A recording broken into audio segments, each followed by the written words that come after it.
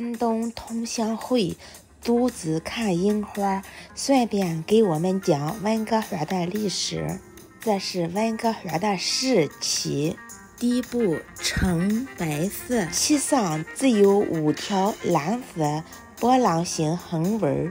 左方则有一绿色五角形，其上只有一个金底，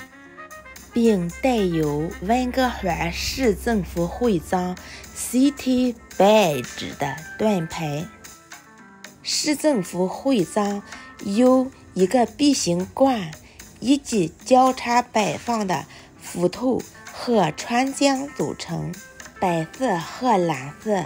代表温哥华作为太平洋上一天然港口的地位，而绿色五角形则代表这座城市之下的土地，以及曾遍布这片土地的树林。这些元素皆呼应1969年前温哥华市会上的格言：凭海